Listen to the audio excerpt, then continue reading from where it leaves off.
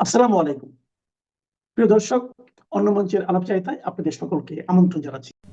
প্রিয় দর্শক আসসালামু আলাইকুম এবং অশেষ শুভকামনা সবার জন্য। গত শুক্রবার শরীফ ওসমান হাদি যখন গুলিবিদ্ধ হলেন পুরানা পল্টনের বক্স কালভার্ট সড়কে, তার পরপর তাকে নেওয়া হয়েছিল ঢাকা মেডিকেল কলেজ হসপিটালে।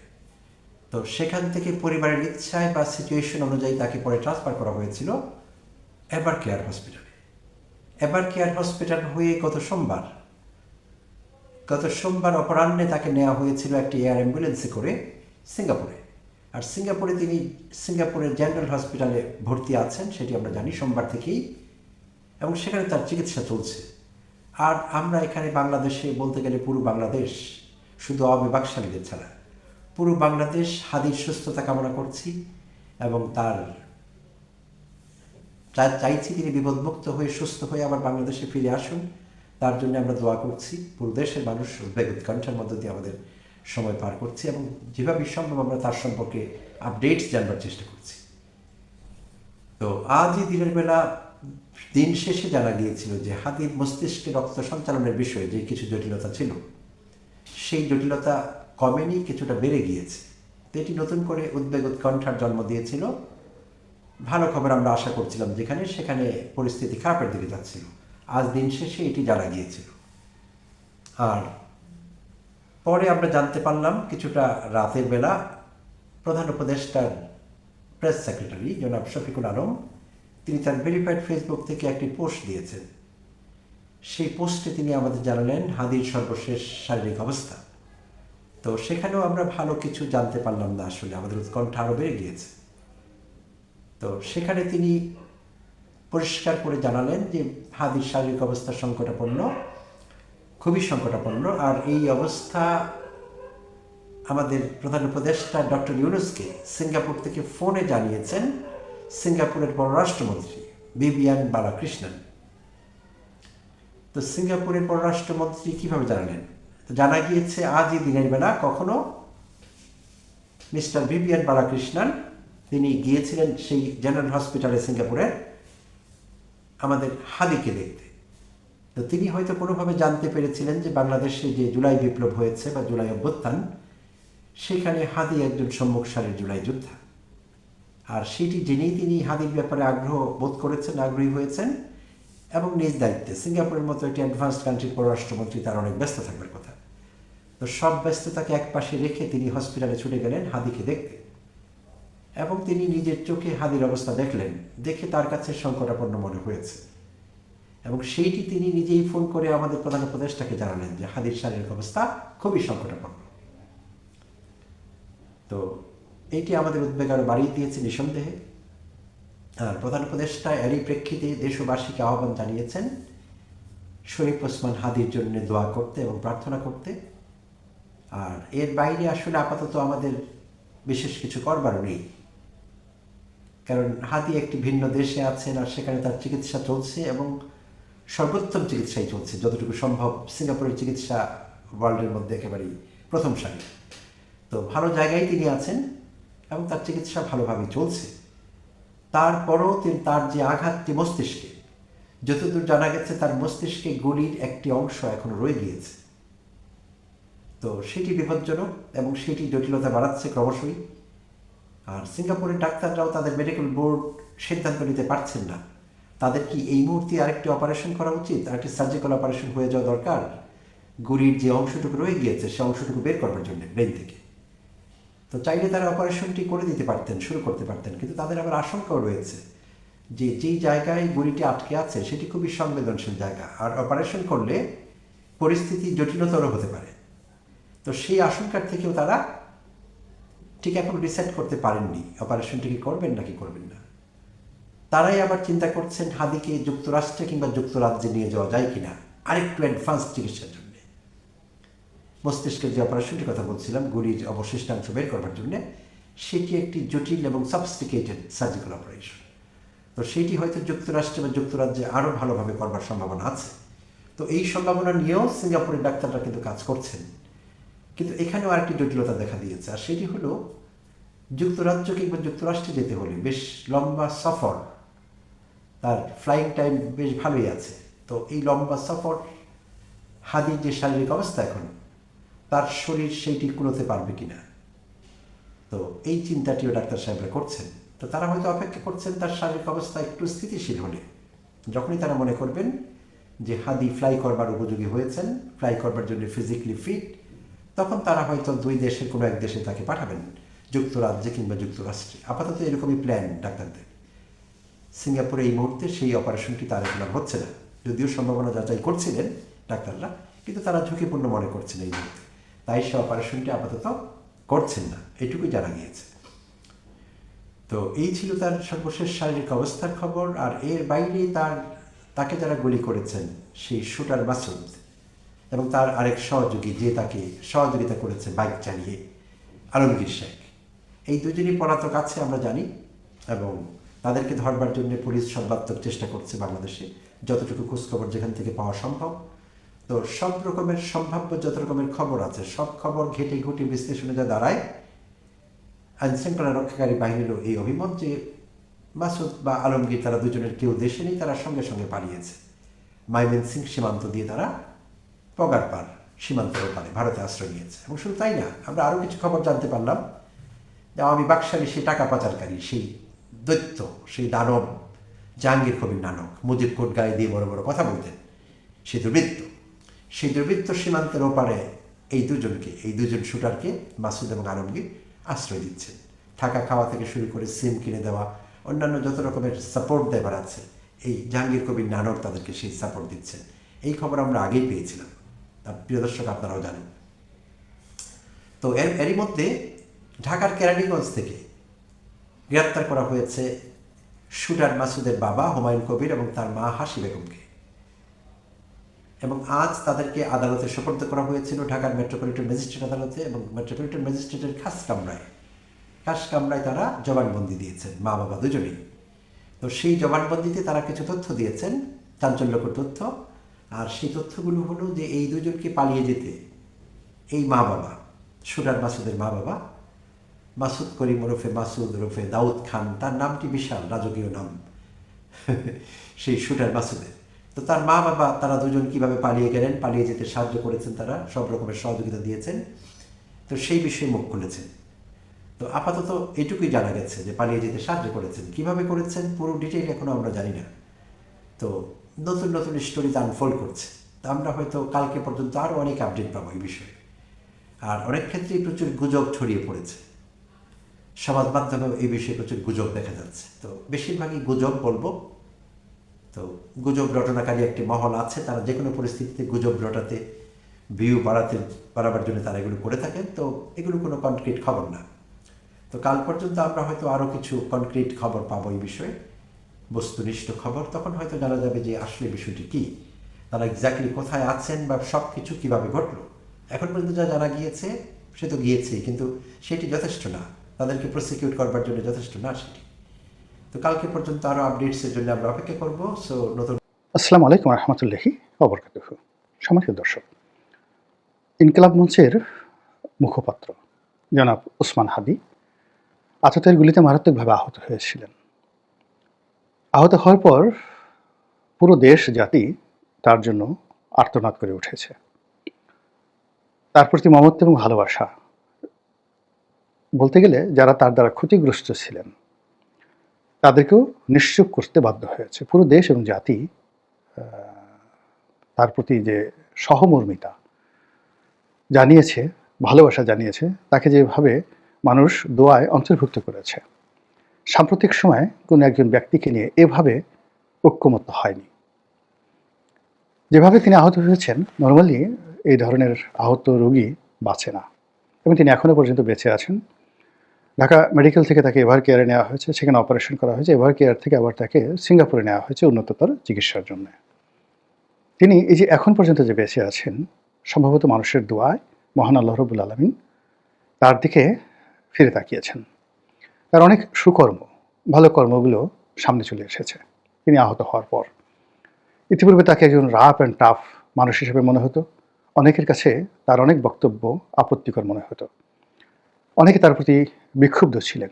কিন্তু সেই হাদি যখন গুলিবিদ্ধ হলেন, যখন আমরা জানতে পেলাম যে তিনি ব্যক্তিগত জীবনে সৎ, তিনি তার কর্মী এদের প্রতি এতটা দয়ালু যে তাদেরকে খাওয়ানোর জন্য তিনি না খেয়ে থাকতেন, তাদেরকে শোয়ানোর জন্য তিনি নির্ঘুম থাকতেন। এবং he was never a ambitious man, he was a pious, একজন ধর্মভীরু মানুষ। ওই যে উল্টোপাল্টা কথাবার্তা বলতেন, ঝাঁকি ঝুঁকি দিতেন বা জোরে জোরে বিদ্রোহী কবিতা আওড়াতেন, এগুলো তার একটা স্টাইল ছিল, কিন্তু তার ভিতরে একটা অসাধারণ সুন্দর মনুষ্যত্ব বোধ কাজ করেছে। ফলে তিনি সেই কোন মঞ্চের লোক, কোন মতের লোক, পথের লোক ইত্যাদি সব কিছু ভুলে গিয়ে একজন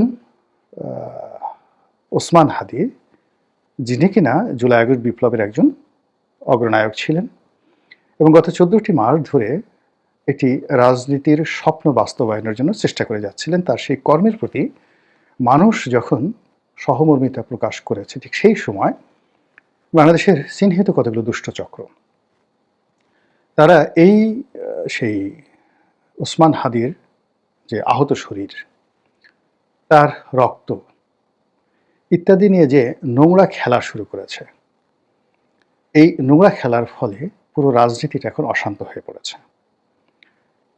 প্রথমেই যেটা বলতে হয় সেটা হলো যে এই হত্যা প্রচেষ্টার যে দায়, এটি প্রথমে চাপানোর চেষ্টা করা হলো মির্জা আব্বাসের উপর, এরপর বিএনপির উপর, এরপর আওয়ামী লীগের উপর চাপানোর এখন সর্বচেষ্টা করা হচ্ছে। তারপর সর্বশেষ ওসমান হাদিকে এই মৃত্যুর দরজায় পৌঁছে দেওয়ার জন্য বা তাকে এই যে তার প্রতি গুলি চালাতে উদ্বুদ্ধ করার জন্য একটা পরিবেশ প্রেক্ষাপট তৈরি করার জন্য 4 জন মানুষ দায়ী, এরকম একটা অভিযোগপত্র কোনো একটা থানায় দায়ের করা হয়েছে এবং সেই অভিযোগপত্রের ভিত্তিতে সিনিয়র সাংবাদিক আনিস আলমগীরকে গ্রেপ্তার করা হয়েছে। বলা হচ্ছে যে আনিস আলমগীরের মতো যারা লোকজন রয়েছেন তারাই নানা সময় জনাব ওসমান হাদিকে ব্যক্তিগতভাবে আক্রমণ করে, তার বিরুদ্ধে নানা রকম ন্যারেটিভ তৈরি করে তাকে একজন বিরক্তিকর মানুষ হিসেবে পরিণত করে তাকে এই মৃত্যুর দরজায় ঠেলে দিয়েছে।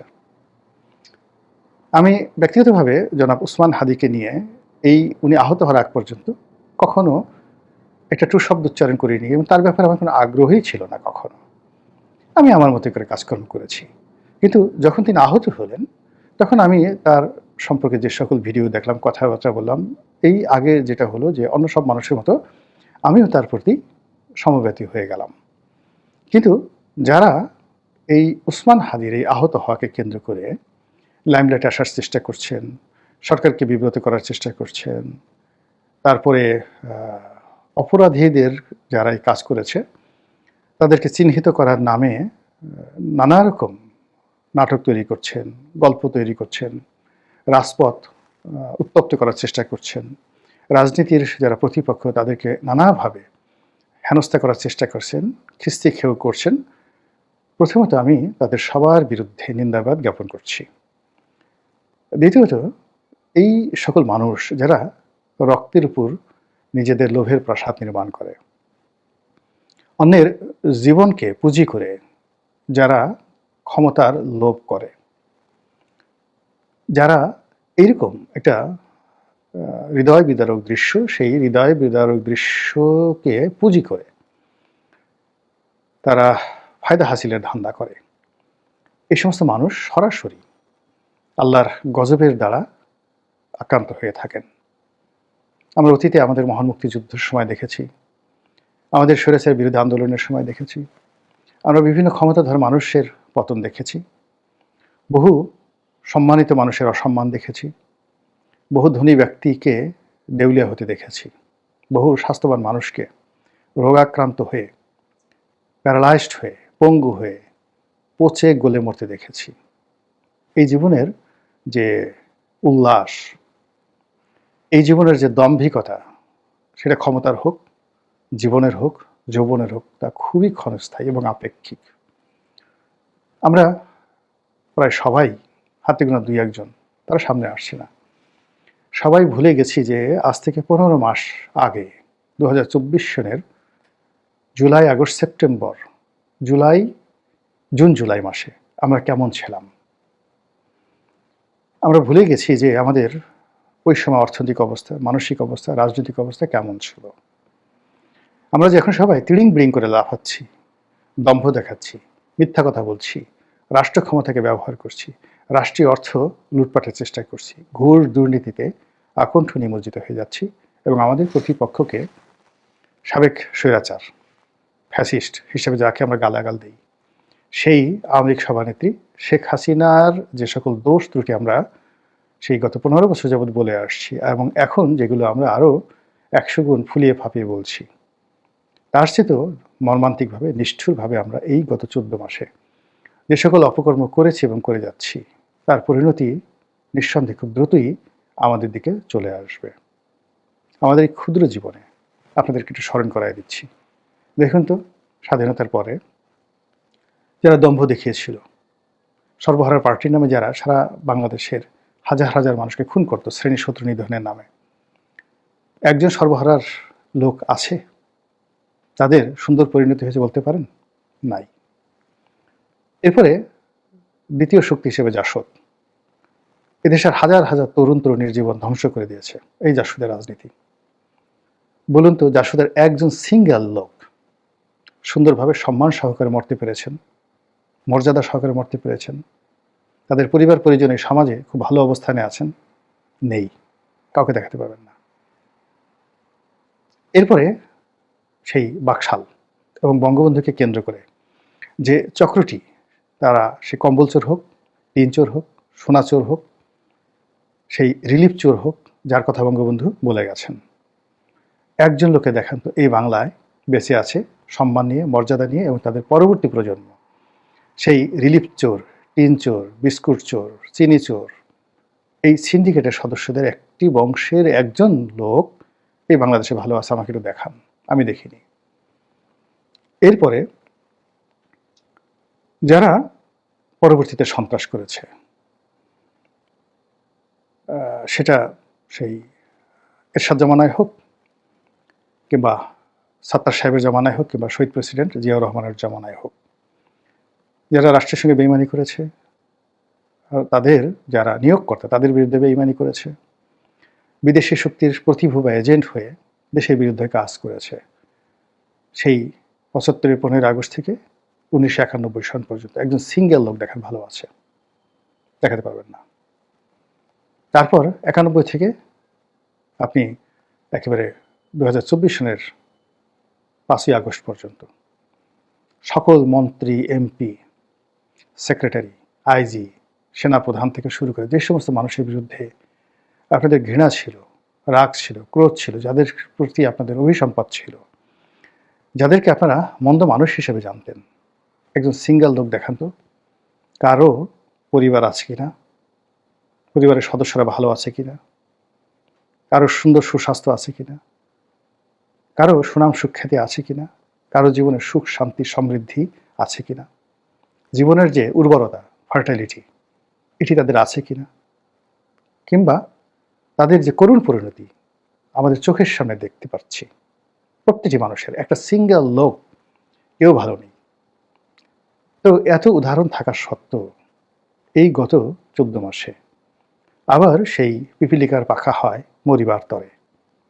আমাদের মধ্যে আমরা যারা পিপিলিকা হয়েছি আবার উড়তে চাচ্ছি, সেই বিখ্যাত কবিতার মতো পিপিলিকা জেদ ধরছে উড়বেই, বনের দাতাল শুয়োর রাজা শুনে বসবেই, সেই বিখ্যাত কবিতা। সেই কবিতার মতন করে আমাদের যে সমাজে উন্মত্ততা চলছে, সেই উন্মত্ততার শেষ পরিণতি ভালো হবে না, কোনো অবস্থাতেই ভালো হতে পারে না। কিন্তু তারপর আমরা কিন্তু দম্ভ দেখিয়ে যাচ্ছি এবং অপকর্ম করে যাচ্ছি। মহান আল্লাহ রাব্বুল আলামিন আমাদের সবাইকে হেদায়েত দান করুন, আমাদের জীবনকে সহজ করে দিন, জীবনের হিসাবকে আরও সহজ করে দিন, জাতীয় জীবনে চলার পথকে মসৃণ করে দিন, এবং আমরা যে যার অবস্থানে আছি আল্লাহ আমাদেরকে হেফাজত করুন, নিয়ামত দান করুন, এবং আমরা যেন রাজনীতির ঘোলা পানিতে মাছ শিকার না করি এবং কারো জীবন নিয়ে আমাদের জীবিকার সন্ধান না করি, কারো মৃত্যু নিয়ে আমরা যেন ব্যবসা না করি, এবং কারো দুর্বলতম স্থানে, দুর্বলতম সময়ে আমরা যেন আমাদের আক্রোশ মেটানোর জন্য কাউকে আঘাত না করি। আল্লাহ যেন আমাদেরকে এই হেদায়েত দান করেন। আসসালামু আলাইকুম রহমতুল্লাহি ওয়া বারাকাতুহু।